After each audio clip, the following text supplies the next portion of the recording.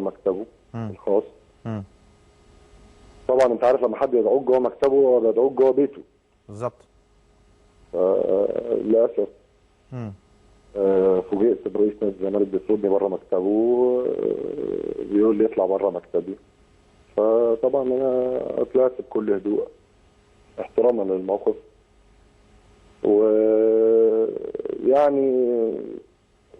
عايز اقول ان الموقف ده كان هو يعني بدايه تفكيري في نهايتي جوه نادي الزمالك، ان انا اتعرض لهذا الموقف من رئيس النادي. اعتقد بعد كل مواقفي اللي الناس كلها عارفاها مع نادي الزمالك، اعتقد ان انا لا استحق ان اعامل يعني ان اعامل بهذا الشكل.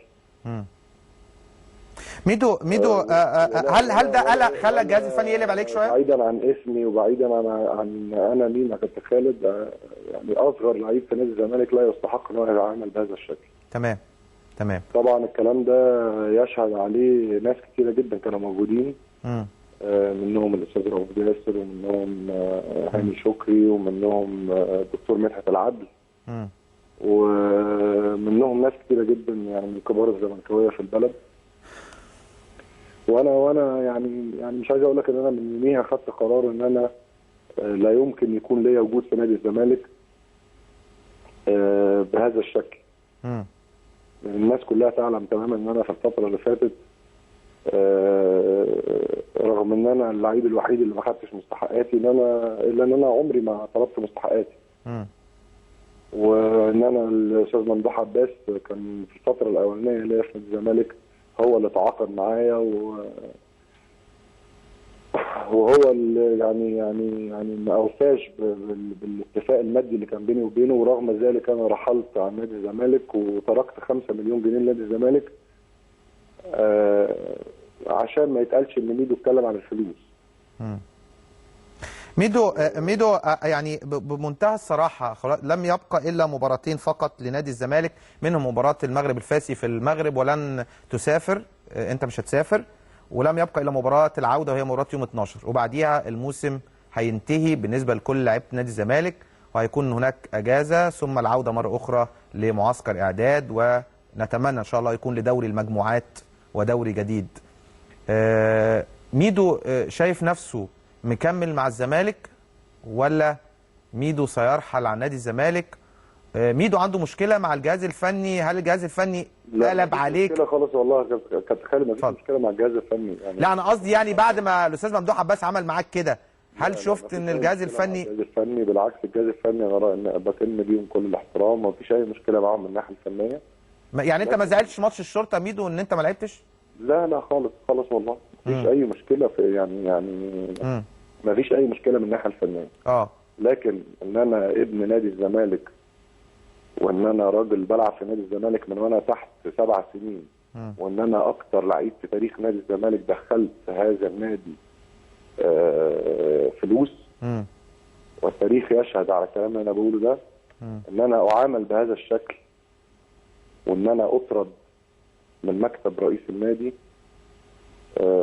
فاعتقد ان هذا يكفي ان انا نمره واحد ان انا اخد قرار ان انا مش هلعب في نادي الزمالك مره ثانيه، دي نمره واحد. ونمره اثنين ان انا ادام هو ده منطق التفكير بالنسبه لمجلس الاداره وبالنسبه للاستاذ ممدوح عباس، فانا هطالب بمستحقاتي بالناحيه القانونيه.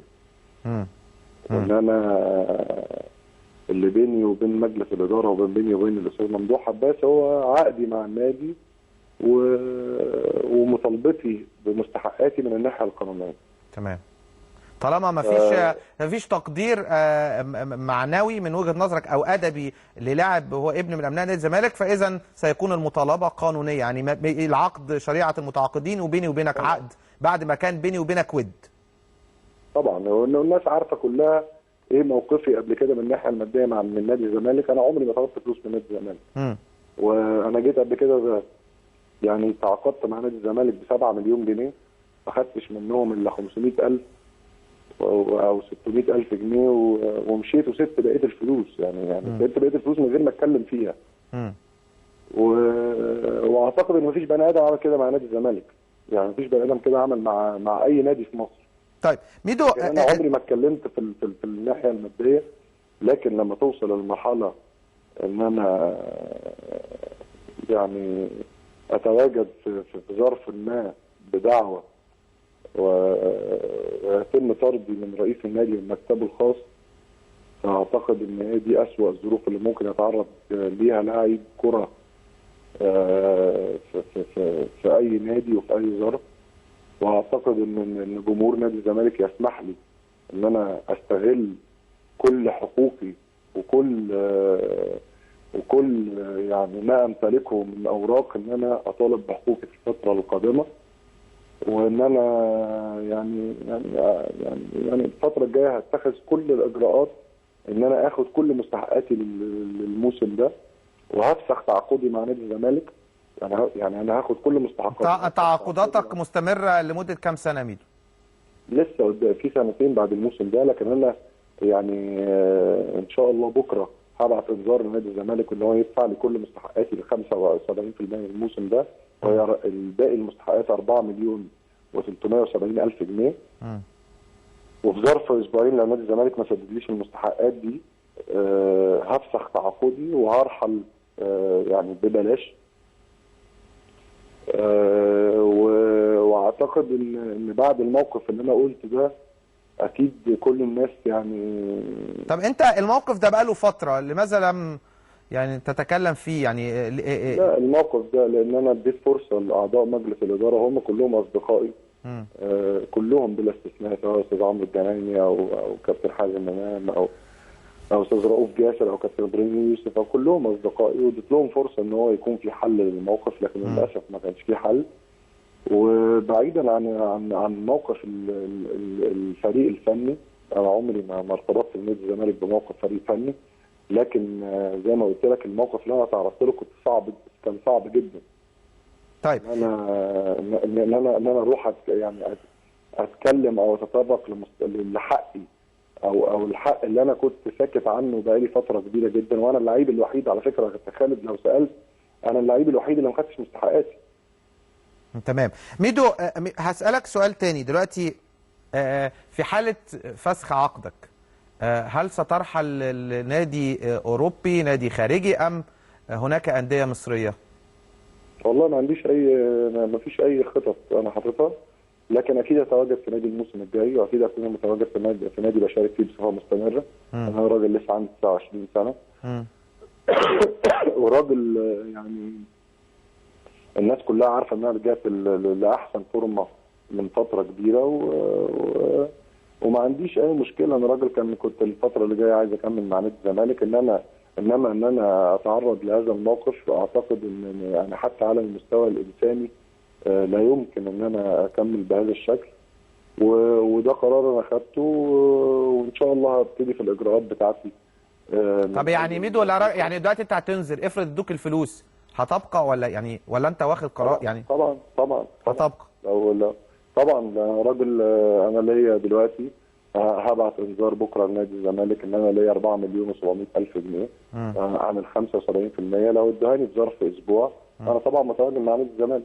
انما لو هو ده الموقف من رئيس النادي وهو ده الموقف من مجلس الاداره، ان انا ما بديش لميدو فلوسه عشان هو راجل مش محتاج او عشان هو راجل ما لعبليش، لا يبقى ناخد فلوسنا ونمشي. طيب ميدو، تعالى بقى نتكلم هل انت راضي عن يعني مستواك؟ هل انت ميدو يعني طبعا هو في بصراحه ميدو عن مستوايا. هو في ماتشات، قول لي ايه الماتشات اللي انا راجل رجعت في ماتش يانج افريكانز ورجعت كسبت الفرقه وصعدت الفرقه، وبعد كده تعرضت لاصابه. طبعا انت عارف ان زي ما قلنا قبل كده الاصابه دي بتاعت ربنا، الظهر، وتعرضت لاصابه ما شاركتش في الدور اللي فات. لكن بعيدا عن مستواي يا كابتن خالد، ما ينفعش ان يبقى مبدا رئيس النادي ان انا ما بدفعش لميدو فلوس عشان هو ما بيشاركش او عشان هو مش محتاج. لا طبعا، لا المبدا ده مرفوض. ما ينفعش ان انا النهارده اقول لك ان انت ما بتقبضش من دريم كاعلامي عشان انت مش محتاج. طبعا انما انت ممكن لو دريم مش يعني معهاش فلوس وان هي مستنيه ان انت مستني عليها شويه، ممكن تستنى عليها شويه، مفيش مشكله. زي ما انا طول عمري بعمل. لا سيبك انت ميدو، انت ميدو راضي عن نفسك؟ يعني انا بصراحه بمنتهى الصراحه، انت عارف صديقك من صدقك، انت احنا متربيين مع بعض يا ميدو، وانا مربيك يعتبر، يعني انت انت مربيني، انت مربيني. يعني انا عايز اقول لك انا شلتك وانت بيبي، يعني لان والدك كان مدربي في نادي مدينه نصر. كابتن خالد، كل لعيب فينا معرض لارتفاع مستواه وهبوط مستواه. لكن انت تتعاقد مع نادي، فالنادي ملتزم بالتعاقد معاك. تمام. فالنهارده ايا كانت ايه ظروفك ان انت يهبط مستواك او تتعرض للاصابه او لا قدر الله تبطل كوره، مش معنى كده ان ده مبدا مجلس الاداره او مبدا النادي ان هو ما يدفعلكش فلوسك عشان انت مش محتاج او عشان انت ما لعبتلوش. تمام. ميدو، في ناس بتقول امثله كتيره بلعيبه، اديك امثله كتيره بلعيبه جوه نادي الزمالك ما لعبتش في السنين اللي فاتت وحصلت على مستحقاتها كامله. دي نمره واحد. نمره اثنين، ما ينفعش يا كابتن خالد ان انا ابقى راجل النهارده احد كباتن نادي الزمالك وبكل الحمد لله الكوره اللي انا لعبتها دي، وان انا لما اكون متواجد في مكتب رئيس النادي الخاص واتكلم معاه ان هو يطردني بره مكتبه. انت كنت جاي بتعرض عليه مشاريع هتجيب دخل للزمالك حوالي 10 مليون جنيه. دخل نادي الزمالك ب 10 مليون جنيه في خلال شهر. لكن مش هي دي قضيه الناس، مش هي دي قضيه الناس اللي بتتفرج علينا. لكن مش معنى ان انا اتطرق لمستحقاتي ان رئيس النادي يطردني بره مكتبه. ايا كان ايه وضعي وايا كان انا كنت مين. طيب ميدو في كلام بيتقال من البعض، ميدو خلاص مش هيكمل كوره، ميدو هيبطل، وميدو بعد نادي الزمالك هيترك كرة القدم وهيتجه تقول ايه؟ الكلام بتاع الناس ده الناس هتشوف. الناس قبل كده في نادي الزمالك قالت الكلام ده، وبعديها باسبوع لقوني بلعب مع وست هام في الدوري الانجليزي في احسن دوريات العالم. وانا بقول لكم ان انا مش موجود مع نادي الزمالك السنه الجايه، والناس اللي بتقول الكلام ده هتشوف ميدو هيبقى السنه الجايه بقى فين. وانا عمري ما تركت مكان الا وكنت عارف انا رايح فين. عمري ما تركت مكان وكنت عارف انا رايح فين. تمام. يعني انت ممكن تكون عارف انت رايح فين. طبعا. طبعا. لكن قبل ما تاخد قرارك يا خالد ان انت رايح فين او هترحل عن مكان، بيبقى في دوافع ليك الناس ترحل عن هذا المكان. تمام. الناس كلها عارفه ان انا جيت نادي الزمالك وان انا في نيتي ان انا لا يمكن ارحل عن نادي الزمالك في الفتره القادمه، وانا جيت نادي الزمالك عشان اعتزل في نادي الزمالك. طب هسألك سؤال يا ميدو، انت لاعب محترف، لو عرض عليك من النادي الاهلي ان انت تكون متواجد الموسم القادم مع الاهلي، تقبل ام لا؟ لا طبعا، لا يمكن العب في النادي الاهلي. عمري في حياتي ابدا ما فكرت ولا هفكر ولا لو عرض عليا مين في النادي الاهلي ان انا العب في النادي الاهلي ان انا العب في النادي الاهلي. بس عرض عليك قبل كده يا ميدو، عرض عليك قبل كده؟ هل قبلت؟ عمري في حياتي ما قبلت ان انا العب في النادي الاهلي. ليس تقليلا من النادي الاهلي، النادي الاهلي انا بعتبره من اعظم الانديه في افريقيا ومن اعظم الانديه في مصر، لكن في ناس معينه ما ينفعش تلعب في انديه معينه، وانا بعتبر نفسي ايا كانت الظروف اللي انا تعرضت لها في نادي الزمالك ان انا لا يمكن ان انا العب في النادي الاهلي. تمام. دي عمري في حياتي ما اطلع اقول ان انا ممكن العب في النادي الاهلي او دي وسيله ضغط او كذا او كذا او كذا، لكن ما تعرضت له في نادي الزمالك، انا بقول لك باختصار ما تعرضت له في نادي الزمالك. انت من بدايه ما جيت اعتقد كانت نقطه تحول في وجودك في نادي الزمالك هي عدم وجود البطاقه دي والمشكله اللي حصلت لك، يعني يعني مهما قلت لك لو المشكله دي ما حصلتش كان زمانك دخلت على طول في الماتشات. ما هو مهما قلت لك اللي انا تعرضت له في نادي الزمالك الفتره السابقه، لكن ان انا اتعرض لموقف ان انا زي ما بقول تاني وللاسف انا بقول هذا الموقف، واتمنى ان حد يطلع يكذب بهذا الموقف، ان انا اطرد من مكتب رئيس النادي الخاص بسبب مطالبتي لمستحقاتي بكل ادب. هذا شيء اعتقد ان مفيش اي بني ادم ابدا يقدر يتقبله. يعني فهو ده قراري وهو ده الاجراءات اللي انا هاخدها، ويعني ان شاء الله ربنا يكملها على خير ان شاء الله. شكرا كابتن احمد حسام ميدو، بشكرك يا كابتن. هنطلع لفاصل اعلاني.